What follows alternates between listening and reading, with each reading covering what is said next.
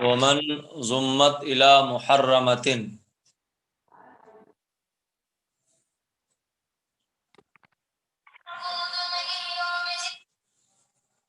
ومن ضمت الى محرمۃ،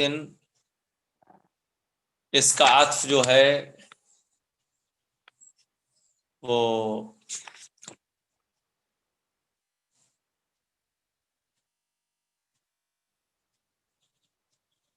ان عورتوں پر ہے کہ جن سے نکاح کرنا صحیح ہے. ما قبل میں بیان کیا تھا نا، نکاح وصحہ نکاح الکتابیت والصابیت، تو اسی قبیل کی یہ عبارت ہے کہ صحہ نکاح من ضمت الی محرمۃ، تقدیر عبارت یہ ہوگی کہ اس عورت سے نکاح کرنا صحیح ہے جسے ملا دیا گیا ہے محرمہ کی طرف، محرمہ کے ساتھ. مسئلہ یہ ہے کہ اگر کسی شخص نے دو عورتوں سے نکاح کیا ایک ہی عقد میں، اور ان دونوں عورتوں میں سے ایک عورت ایسی ہے جو نکاح کرنے والے پر حرام ہے، اور ایک ایسی ہے کہ جو نکاح کرنے والے پر حرام نہیں ہے، اس سے نکاح ہو سکتا ہے، اس سے نکاح درست ہے، تو ایسی صورت میں جس سے نکاح اس کا کرنا صحیح اور درست ہے اس سے نکاح ہو جائے گا، اور جو محرمہ ہے اس سے نکاح نہیں ہوگا. مثال کے طور پر اس نے مرد نے ایک ہی عقد میں نکاح کیا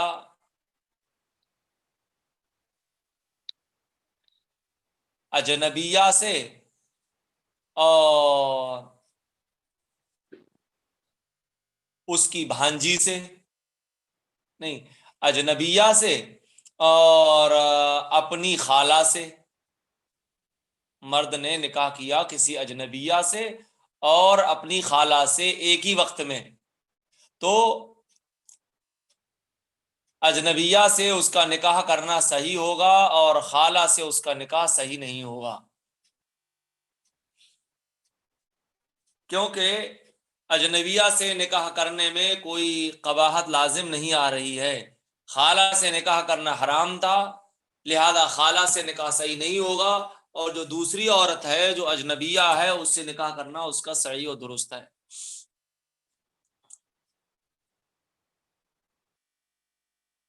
سمجھ بات آئی نہیں آئی آپ کے؟ جی حضرت. اور یہ دوسرا جو اس کی خالہ ہے اس سے نکاح درست نہیں ہے، تو اس بنیاد پر یہ نہیں ہوگا کہ اجنبیہ سے بھی نکاح درست نہ ہو، خالہ سے نہیں ہو رہا، کیونکہ نکاح کا معاملہ یہ ہے کہ نکاح میں اگر شرط فاسد لگا دی جائے تو نکاح باطل نہیں ہوتا ہے، بلکہ شرط فاسد خود فاسد ہو جایا کرتی ہے. لہذا اگر کسی اجنبیہ کے ساتھ نکاح کرنے میں خالہ کے ساتھ نکاح کو شرط بنا دیا ہے تو یہ شرط فاسد خود باطل ہو جائے گی، نکاح باطل نہیں ہوگا اور اس اجنبیہ سے نکاح صحیح ہو جائے گا. اسی کو بیان فرمائے ومن ضمت الی محرمۃ، اور اس عورت سے نکاح کرنا صحیح ہے جسے ملایا گیا ہو محرمہ کے ساتھ. اے اذا تزوج امراتین بعقد واحد، یعنی جب کسی آدمی نے دو عورتوں سے نکاح کیا ایک ہی عقد میں، وإحداہما محرمۃ علیہ، اور ان دونوں میں سے دونوں عورتوں میں سے ایک اس کے اوپر حرام ہے، صحا نکاح الاخری، تو دوسری کا نکاح صحیح ہے. لا نکاح امتہ وسیدتہ والمجوسیۃ والوثنیۃ وخامسۃ فی عدۃ الرابعہ. اب یہاں سے بیان کیا ہے ان عورتوں کو کہ جن سے نکاح کرنا صحیح اور درست نہیں. لا نکاح امتی اے لا یجوز نکاح امتہ، چند عورتیں بیان کی ہیں کہ جن سے نکاح صحیح نہیں ہوتا ہے بعض لوگوں کا. مثلا آقا کا اپنی باندی سے نکاح کرنا الحمدللہ آقا کا اپنی باندی سے نکاح کرنا صحیح نہیں ہے. یوں ہی سیدہ کا اپنے غلام سے نکاح کرنا صحیح نہیں ہے. ایسے ہی مجوسیہ سے نکاح کرنا صحیح نہیں ہے. اور وہ عورت جو بت پرست ہے، وثنیہ وثن سے بنا ہے، جو بت پرست ہے، اس سے بھی نکاح کرنا صحیح نہیں ہے. یوں ہی اگر 4 عورتیں پہلے سے نکاح میں تھیں اور چوتھی کو طلاق دے دی اور چوتھی عورت عدت گزار رہی ہے، ابھی عدت اس کی پوری نہیں ہوئی ہے، تو چوتھی کی عدت میں 5ویں سے نکاح کرنا صحیح اور درست نہیں ہے.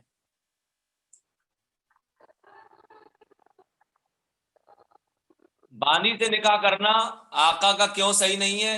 اس لیے صحیح نہیں ہے کیونکہ نکاح کے کچھ فوائد ہوتے ہیں، نکاح کے کچھ مصالح ہوتے ہیں جو نکاح پر مرتب ہوتے ہیں.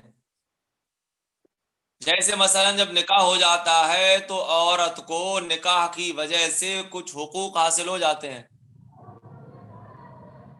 ایسے حقوق، سکنا، مہر کا مالک ہونا، یہ حقوق حاصل ہو جاتے ہیں. تو اگر آقا جو کہ مالک ہے اپنی باندی یعنی مملوکہ سے اگر نکاح کرے تو اس صورت میں باندی کا مملوکہ ہونا بھی لازم آئے گا اور مالکہ ہونا بھی آئے گا. مملوکہ تو اس وجہ سے ہے کہ وہ آقا کی مملوکہ ہے، اور مالکہ بھی اس وجہ سے ہو جائے گی کہ بعض چیزوں کی وہ مالک ہوگی. تو لہذا آقا کا اپنی باندی سے نکاح کرنا صحیح نہیں. ایسے ہی سیدہ کا یعنی مالکہ اپنے غلام سے نکاح کرنا صحیح نہیں، کیونکہ یہاں بھی وہی خرابی لازم آئے گی.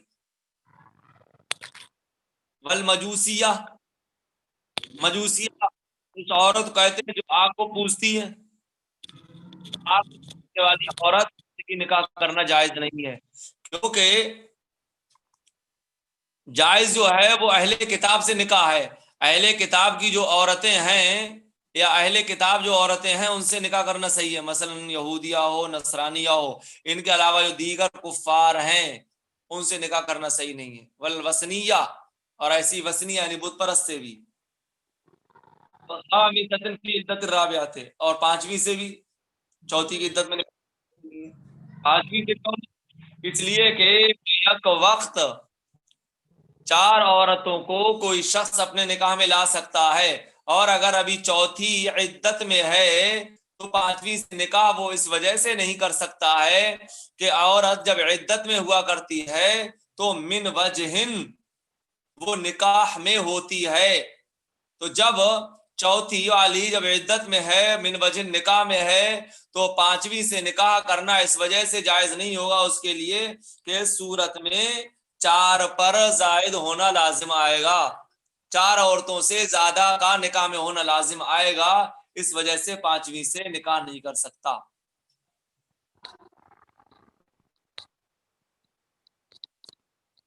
اور جو 5ویں سے چوتھی کی عدت میں نکاح نہیں کر سکتا ہے، یہ حکم آزاد کے لیے ہے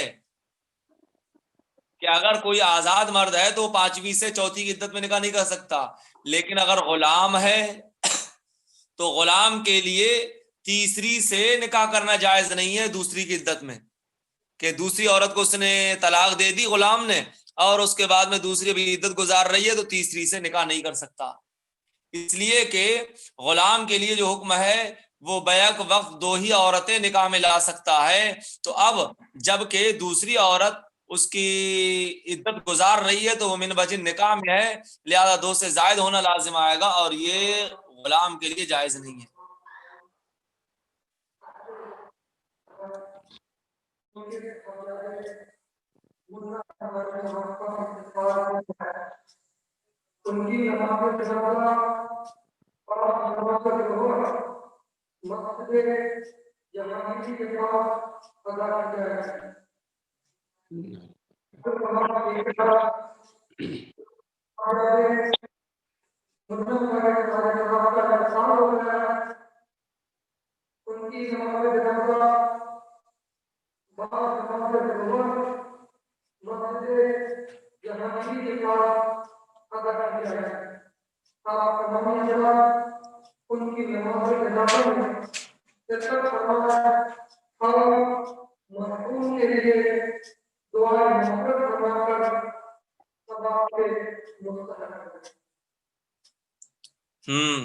بتائیے یہ سب مسئلے سمجھ میں آ گئے؟ جی حضرت آ گیا. جی حضرت. جی حضرت. اتنا لا امتی، اپنی یعنی آقا کا اپنی باندی سے نکاح کرنا، اور غلام کا اپنی سیدہ سے نکاح کرنا، اور مجوسیہ سے نکاح کرنا، بت پرست عورت سے نکاح کرنا، اور پانچویں سے نکاح کرنا چوتھی کی عدت میں جائز نہیں ہے. ہذا للحر، یہ حکم حر کے لیے ہے. کون سا حکم؟ کہ پانچویں سے نکاح کرنا چوتھی کی عدت میں، یہ آزاد کے لیے ہے. واما للعبد، اور لیکن غلام کے لیے فلا يجوز الثالثۃ فی عدۃ الثانیہ، تو دوسری کی عدت میں تیسری جائز نہیں ہے.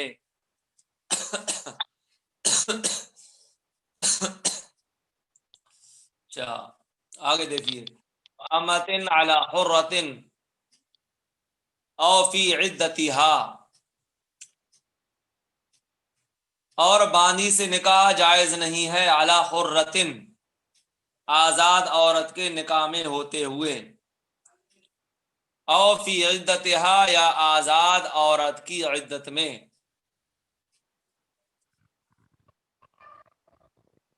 مسئلہ یہ ہے کہ پہلے سے کوئی آزاد عورت نکاح میں ہے، تو آزاد عورت اگرچہ راضی ہو کہ اپنے شوہر سے کہے کہ آپ نکاح کر لیجئے باندی سے، تب بھی آزاد عورت کو ہوتے ہوئے باندی سے نکاح کرنا جائز نہیں ہے. یا اسی طریقے سے آزاد عورت نکاح میں تھی اور شوہر نے آزاد عورت کو طلاق دے دی، اور آزاد عورت ابھی عدت گزار رہی تھی، تو آزاد عورت کی عدت میں بھی باندی سے نکاح کرنا جائز نہیں ہے. کیونکہ اگر آزاد عورت عدت میں ہے تو اس صورت میں بھی باندی سے آزاد کے ہوتے ہوئے نکاح کرنا لازم آئے گا، اور یہ ممنوع ہے. حضور علیہ السلام نے ارشاد فرمایا کہ آزاد کے ہوتے ہوئے باندی سے نکاح کرنا جائز نہیں ہے.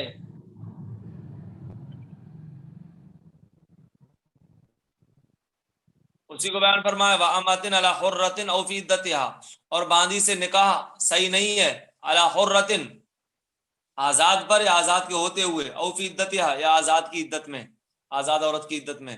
وحامل من صبی، وحامل ثبت نسب حملها ولو هي ام ولد حملت من سیدها.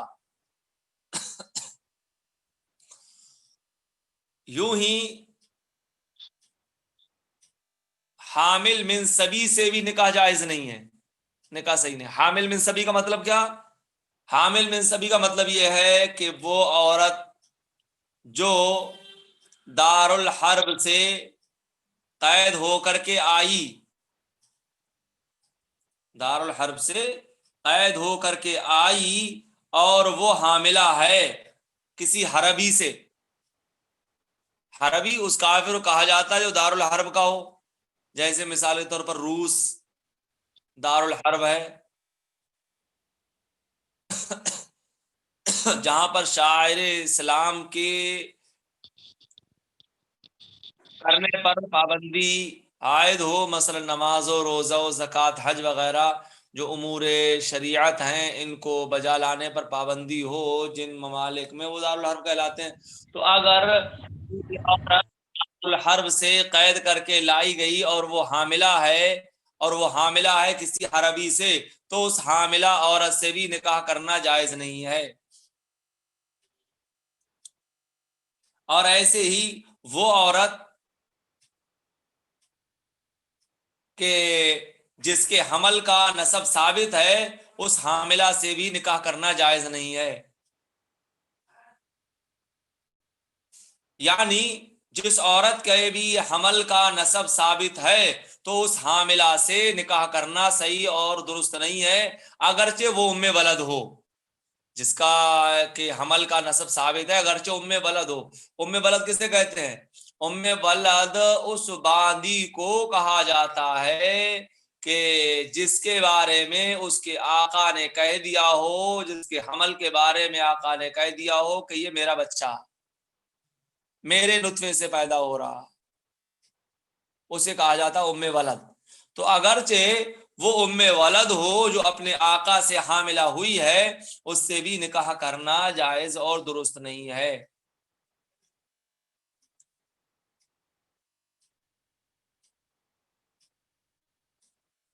کیونکہ یہ نکاح جو ہے وہ باطل ہوگا.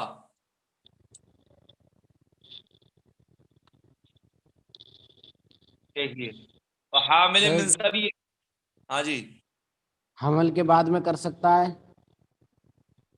حمل کے حمل کو وضع کرنے کے بعد میں، جیسے وہ عورت جو دارالحرب سے قید ہو کر آئی، وہ حمل مطلب بچہ پیدا ہو جائے اس کی، پھر اس کے بعد میں بالکل ہو سکتا ہے.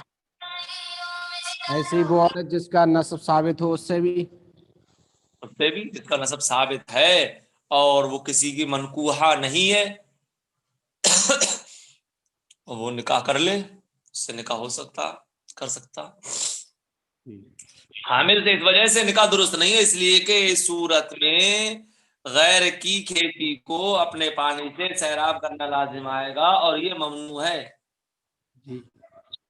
ہاں، اور جب وہ وضع حمل ہو جائے گا تو ظاہر سی بات ہے وہ فارغ ہو جائے گی، اس کا رحم جو ہے وہ فارغ ہو جائے گا، تو اب اس کے بعد میں نکاح صحیح ہے. جو آپ لوگ پڑھتے رہتے ہو عدت کا معاملہ بھی کیوں ہوتا ہے؟ فراغ رحم کی وجہ سے ہی ہوتا ہے کہ عورت عدت گزارتی ہے. اگر عورت عدت گزارتی ہے تو 3 حیض، کیا مطلب جب حیض آتا ہے تو اس سے پتہ چل جاتا ہے کہ عورت کا رحم جو ہے وہ فارغ ہے، اس لیے کہ جب عورت حاملہ ہوتی ہے تو اسے حیض کا خون نہیں آتا.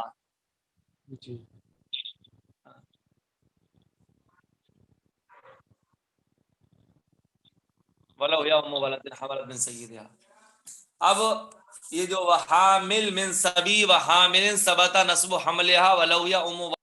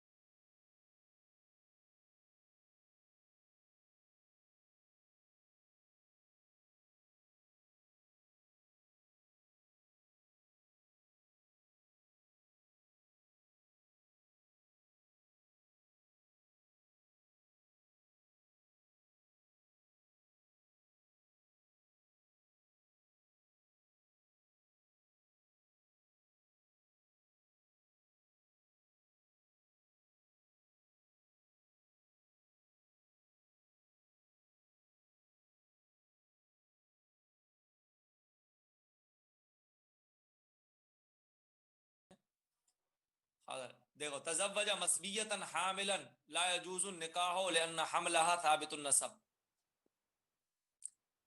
تزوج مسبیتا، مسبیہ مرمیہ کے وزن پر ہے، یعنی وہ عورت جسے قید کر دیا گیا ہو.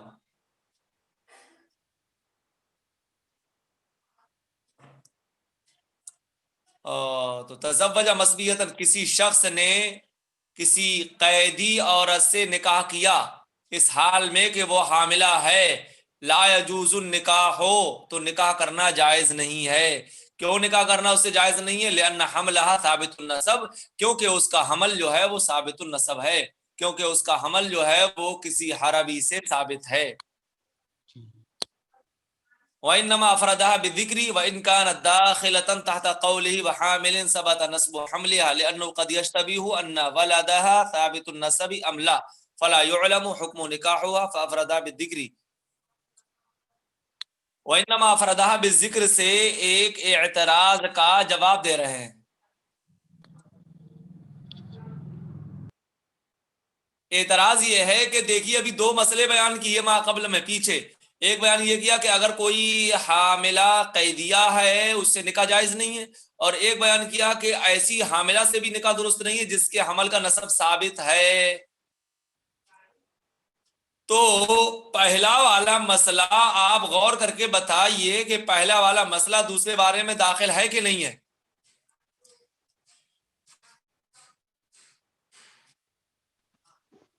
جی حضرت.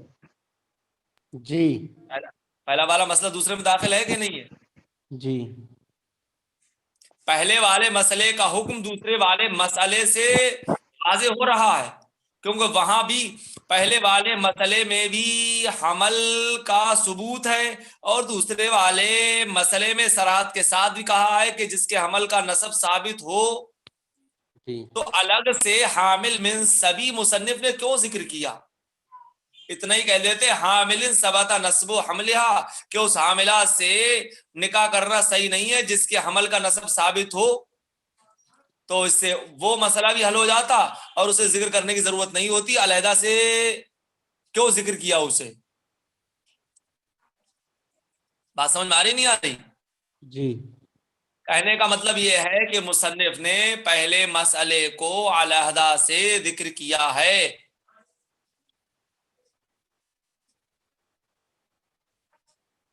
حالانکہ وہ پہلا والا مسئلہ جو ہے وہ حامل ثبت نسب و حملہ کے تحت داخل ہے. تو جب حامل ثبت نسب و حملہ کے تحت داخل ہے تو اسے علیحدہ سے ذکر کرنے کی ضرورت کیا ہے؟ تو سنو جواب. اس کا جواب یہ ہے کہ کبھی کبھی یہ اشتباہ ہو جاتا ہے، مشتبہ ہو جاتا ہے کہ جو قیدیہ عورت ہے اس کا لڑکا ثابت النسب ہے یا نہیں ہے. بھئی قیدیہ ہے کیا معلوم، عربی سے ثابت النسب ہے یا نہیں ہے.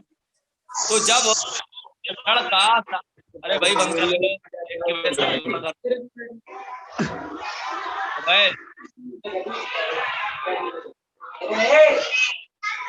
یار ہلکے ہلکے پڑھ لو.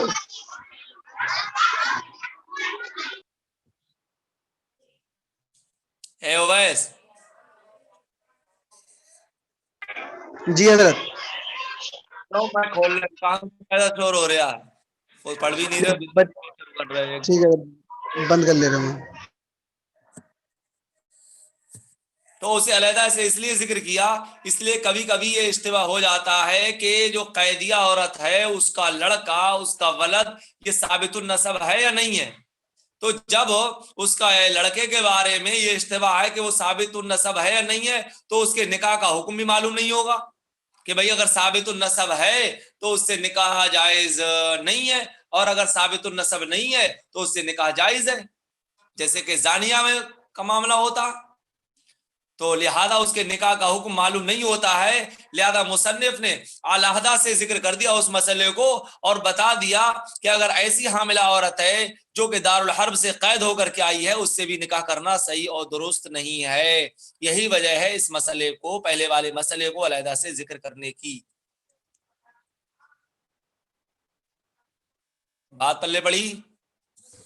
جی حضرت. جی حضرت. ترجمہ لگا لیجیے، اگر کچھ پوچھ رہا ہو تو پوچھ لیجیے گا. انما افراد بالذکر، اور مصنف نے اس کو علیحدہ سے ذکر کیا.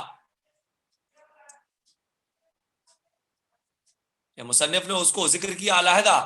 وَإِنْ كَانَتْ دَاخِلَةً تَحْتَ قَوْلِهِ وَحَامِلٍ ثَبَتَ نَسْبُ حَمْلِهَا، اگرچہ وہ داخل ہے مصنف کے قول وَحَامِلٍ ثَبَتَ نَسْبُ حَمْلِهَا کے تحت.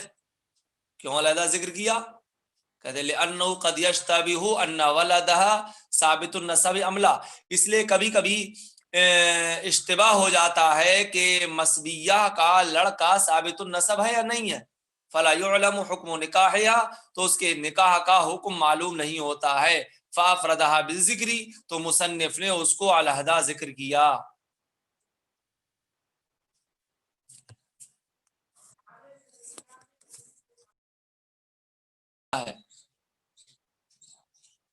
یعنی ما قبل میں مسئلہ بیان کیا تھا کہ اس حاملہ سے نکاح کرنا صحیح اور درست نہیں ہے کہ جس کے حمل کا نسب ثابت ہو، اگرچہ وہ حاملہ ام ولد ہو، ولو یا ام ولد، یہ مصنف نے کیوں کہا اس کو بتا رہے ہیں اس عبارت سے جو آگے آ رہی ہے آپ کے سبق میں جو آئی ہے۔ سب سے پہلے تو آپ ام ولد سمجھ لیں، ام ولد کسے کہتے ہیں؟ شاید کل بتا بھی دیا تھا کہ ام ولد باندی کی اقسام میں سے ایک قسم ہے۔ ام ولد اس باندی کو کہا جاتا ہے کہ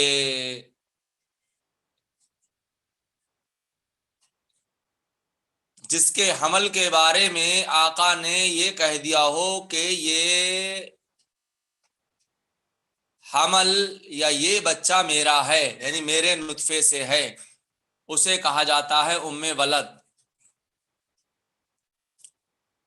اور ام ولد کا حکم یہ ہوا کرتا ہے کہ جب آقا کا انتقال ہو جاتا ہے تو یہ خود بخود آزاد ہو جاتی ہے۔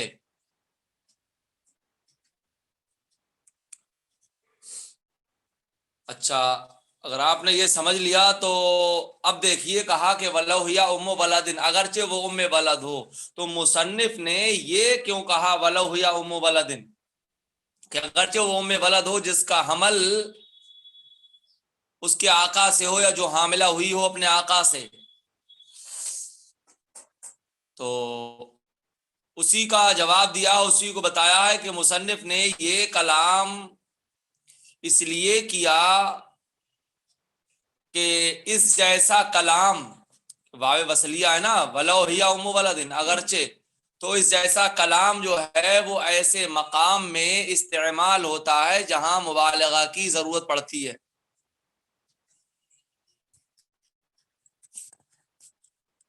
تو یہاں پر مبالغہ کیسے ہوا؟ تو کہتے ہیں یہاں پر مبالغہ ایسے ہے کہ حاملہ عورت کے جس سے نکاح کرنا صحیح و درست نہیں ہے، تو حاملہ کا نسب، جس حاملہ کے حمل کا نسب ثابت ہے، وہ اس کی دو قسمیں ہیں، یا تو وہ منکوحہ ہوگی، مثلا وہ کسی کے نکاح میں ہوگی، یا مستولدہ ہوگی، یعنی ام ولد ہوگی۔ اور منکوحہ اور مستولدہ، ان دونوں میں منکوحہ فراش قوی کہلاتی ہے۔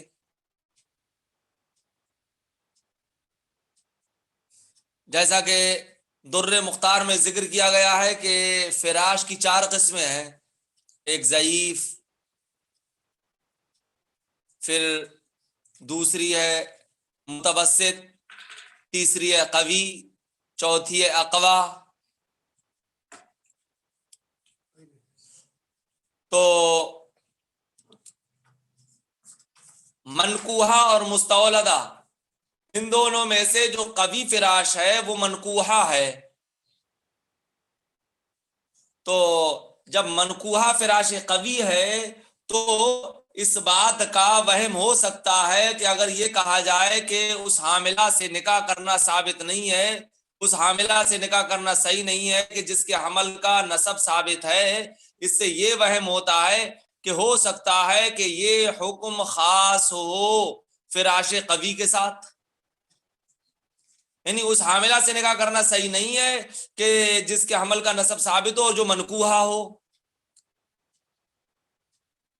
تو مصنف نے اس وہم کو ختم کرنے کے لیے، اس وہم کو باطل کرنے کے لیے کہا کہ یہ حکم جو ہے وہ فراش قوی یعنی منکوحہ کے ساتھ خاص نہیں ہے، بلکہ یہ حکم فراش قوی کو بھی شامل ہے اور فراش غیر قوی کو بھی شامل ہے، یعنی ام ولد کو بھی شامل ہے کہ ام ولد بھی اگر حاملہ ہے تو اس سے بھی نکاح کرنا صحیح نہیں ہے۔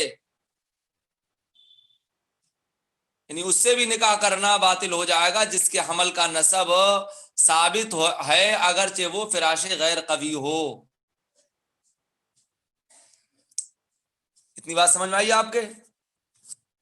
بولیے. جی حضرت. جی حضرت. ایک وجہ تو یہ ہو گئی ولا یا امو ولدن کہنے کی، اور دوسری وجہ یہ ہے کہ آپ نے پیچھے پڑھ چکے ہیں کہ اگر کوئی عورت سید کی موتوعہ ہو، آقا کی موتوعہ ہو، آقا نے جس سے ہم بستری کر لی ہو، تو اس سے نکاح کرنا صحیح ہے کہ نہیں ہے؟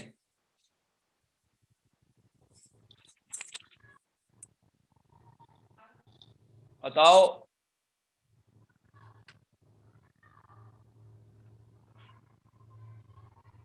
ارے موتوعہ سید جی ہے، جی صحیح ہے حضرت. صحیح ہے نہیں ہے؟ ارے اس سے جی پہلے والے صفحے میں ہی بیان کیا وہ موتوعہ تو جی سیدہا، اور سید کی موتوعہ سے نکاح کرنا صحیح ہے. تو ما قبل میں ذکر کیا گیا ہے کہ سید کی موتوعہ سے نکاح کرنا صحیح ہے. تو جب ما قبل میں یہ بیان کیا ہے تو یہ معنی جو ہے وہ اس بات کا وہم دلاتا ہے کہ جب سید کی موتوعہ سے نکاح کرنا صحیح ہے تو اگر کوئی سید سے حاملہ ہے کہ کسی آقا نے کسی باندی سے ہم بستری کی اور وہ حاملہ ہو گئی تو اس سے بھی نکاح کرنا صحیح ہو، یہ وہم ہوتا، کیونکہ حامل من السید بھی سید کی موتوعہ ہے کہ نہیں ہے؟ جی حامل من السید بھی سید کی موتوعہ، کیونکہ تبھی وہ حاملہ ہوئی جب سید کی موتوعہ. جی تو مصنف نے یہ بیان فرمایا کہ اس حاملہ سے نکاح کرنا بھی باطل ہے جس کے حمل کا نسب ثابت ہے اگرچہ وہ حاملہ سید کی موتوعہ ہو، کیونکہ یہ سید کی موتوعہ ہونا، سید کا موتوعہ ہونا یہ نکاح کی صحت کو واجب کرتا ہے. اس کے باوجود اس ام ولد حاملہ سے نکاح کرنا باطل ہے. کیوں؟ حمل کے نسب کے ثابت ہونے کے اعتبار سے، کیونکہ اس کے حمل کا نسب جو ہے وہ ثابت ہو رہا ہے. اس وجہ سے اگر حامل من السید ہے تو اس سے نکاح کرنا صحیح نہیں ہے، اور اگر موتوعہ سید ہے تو اس سے نکاح کرنا صحیح ہے. اسی لیے ترقی کرتے ہوئے، مبالغہ کرتے ہوئے صاحب کتاب نے، مصنف نے یہ فرمایا کہ اس حاملہ سے نکاح کرنا صحیح نہیں ہے کہ جس کے حمل کا نسب ثابت ہو اگرچہ وہ ام ولد ہو. ام ولد ہے تب بھی اس سے نکاح نہیں کر سکتے اگر حاملہ ہے. ہاں اگر حاملہ نہیں ہے، صرف موتوعہ سید ہے تو اس سے نکاح صحیح ہے. جی اسی لیے فرمایا ولو ہی ام ولد. بتائیے سمجھ میں آیا نہیں آیا؟ جی حضرت. ترجمہ لگا لیجیے. ولو ہی ام ولد، اور ماتن کا قول ولو ہی ام ولد. اب ذرا مائک بند کر لیجیے جس کے کھلے ہوئے ہیں، دوسرے لوگوں کو دقت ہوتی ہے. وقولہ ولو ہی ام ولد، اور ماتن کا قول ولو ہی ام ولد. وانما قال كذلك، اور جزی نیست مصنف نے اس طرح فرمایا. ومثل هذا الكلام يستعمل في مقام يحتاج الى المبالغه، اور اس جیسا کلام یعنی جو واو وصلیہ کے ساتھ ہوتا ہے، تو اگرچہ کے معنی میں ہوتا ہے. کہتے نہیں کہتے کہ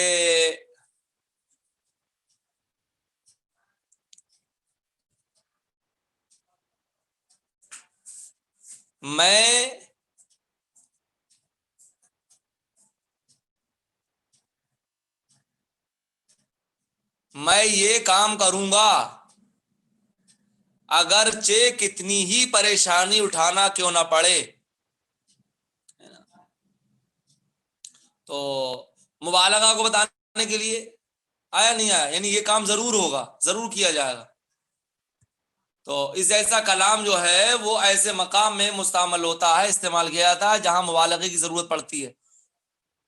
کہتے ہیں لأن الحامل التي ثبت نسب حملها، اس لیے کہ وہ حاملہ جس کے حمل کا نسب ثابت ہے وہ خالی نہیں ہے، یا تو وہ منکوحہ ہوگی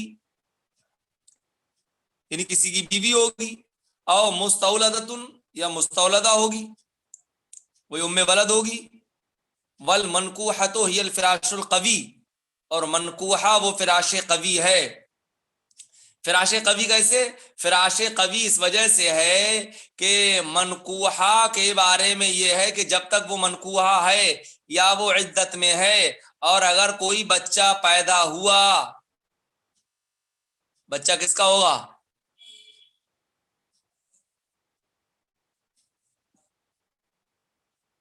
ارے بچے کا نسب کس سے ثابت ہوگا؟ بچے کا نسب جو ہے وہ آپ سے ہی ہوگا جس کے نکاح میں ہے وہ عورت۔ جی اگرچہ وہ بچہ معاذ اللہ زنا کا ہو، لیکن اس کے نسب کا ثبوت کس سے ہوگا؟ اسی زانی سے۔ ہوگا کہ جس مرد کے نکاح میں یہ عورت ہے۔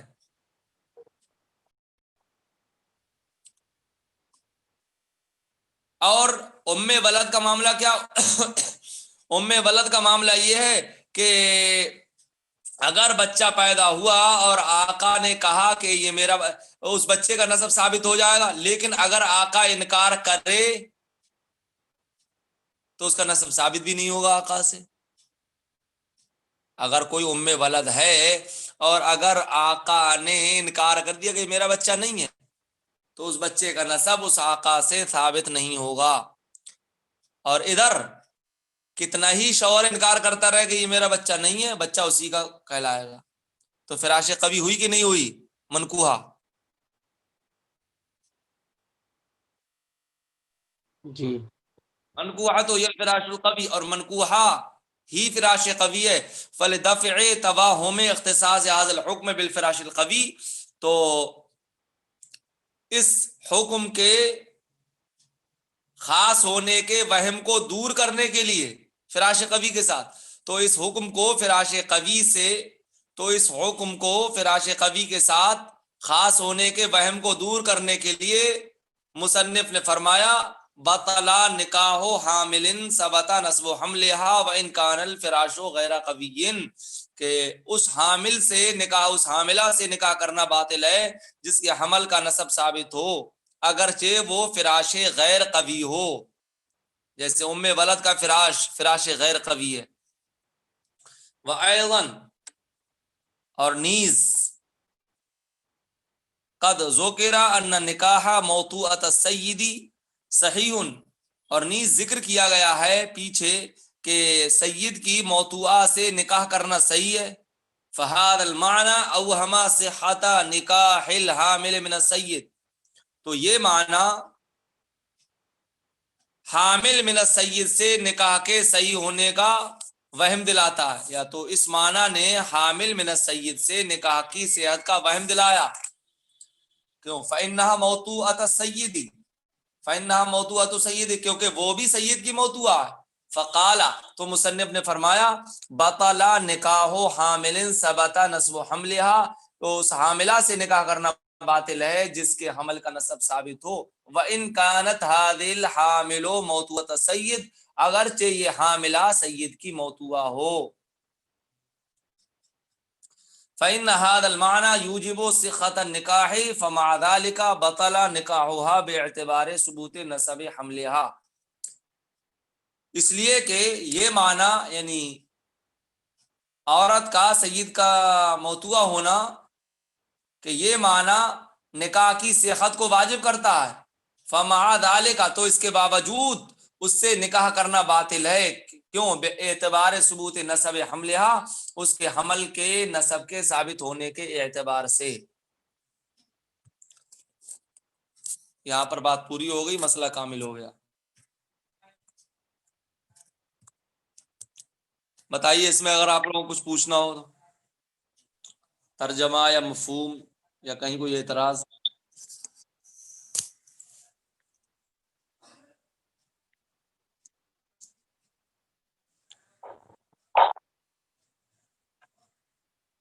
چلیے دیکھیے، ونکاح المتعۃ، ہاں کیا بات؟ آ گیا ادھر سمجھ میں۔ ونکاح المتعۃ والموقۃ اے لا یجوز نکاح المتعۃ والموقۃ، یعنی نکاح متع اور نکاح موقت جائز نہیں ہے۔ نکاح متع یہ ابتدائے اسلام میں جائز تھا، پھر نکاح متع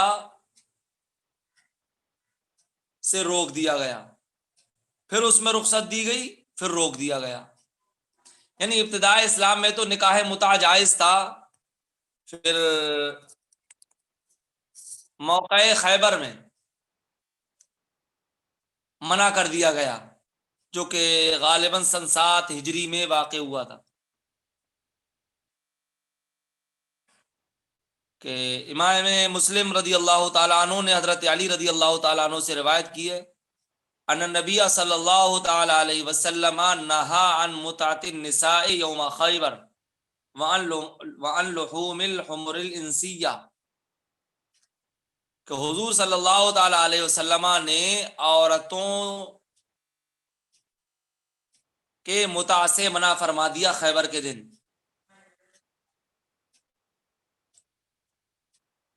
اور غزوہ خیبر جو ہے سن 7 ہجری میں ہوا تھا۔ پھر اس کے بعد میں فتح مکہ کے موقع پر 3 دن پھر رخصت دی گئی نکاح متع کی، پھر ہمیشہ ہمیش کے لیے نکاح متع سے روک دیا گیا۔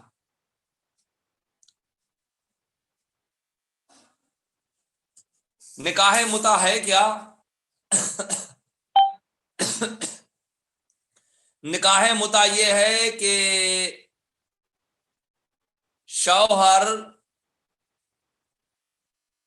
جب اپنی بیوی سے شوہر جب نکاح کرے نکاح متع، تو اس صورت میں تمتع یا تمتع کے ہم معنی جو الفاظ ہیں ان کو ذکر کرے۔ مثلا یہ کہے اتمتع بک قضا مدتن بقضا من المال، کہ میں تم سے متع کرتا ہوں اتنی مدت تک اتنے مال کے بدلے میں۔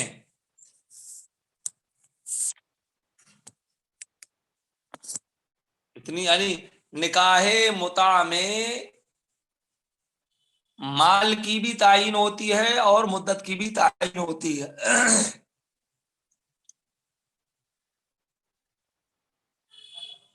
تو عورت سے اتنی مدت تک مرد فائدہ اٹھا سکتا ہے، اور نکاح موقت کی صورت یہ ہوتی ہے کہ نکاح موقت میں لفظ تزویج یا لفظ نکاح کو ذکر کیا جاتا ہے۔ مثلا کہا جاتا ہے تزوجتک بقضاء الی شہر او عشرۃ ایام، کہ میں نے تجھ سے نکاح کیا اتنے مہر کے بدلے میں 1 مہینے تک یا 10 دن تک۔ تو اس میں بھی مال کا ذکر ہوتا ہے اور وقت کا ذکر یہاں بھی ہوتا ہے، وہاں بھی ذکر ہوتا ہے، دونوں میں۔ بس اتنا ہے کہ نکاح متع میں لفظ تمتع یا اس کے ہم معنی الفاظ ذکر ہوتے ہیں، اور نکاح موقت میں تزویج اور لفظ نکاح کا ذکر ہوتا ہے۔ اور دونوں کے درمیان ایک فرق یہ ہے کہ نکاح جو متع ہے اس میں گواہ شرط نہیں ہے، اور نکاح موقت میں گواہ شرط ہوتے ہیں، گواہ بھی ہونا چاہیے۔ بہرحال اب نکاح متع اور نکاح موقت جو ہے وہ جائز نہیں ہے۔ دیکھیے والنکاح المتعۃ والموقۃ، اور نکاح متع اور نکاح موقت جائز نہیں ہے۔ اب دونوں کی صورتیں بیان کی ہیں، نکاح متع کی صورت کیا ہے، نکاح موقت کی صورت کیا ہے۔ صورت المتعۃ ان یقول، متعہ کی صورت یہ ہے کہ کہے اتمتع بک قضا مدتن بقضا من المال، کہ میں تم سے متع کرتا ہوں یا تمتع کرتا ہوں اتنی مدت اتنے مال کے بدلے میں۔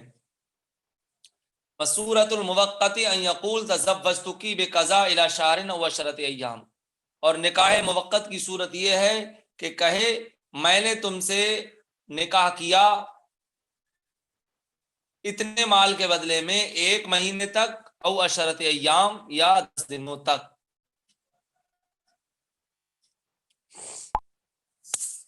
سمجھ میں آ گئی بات؟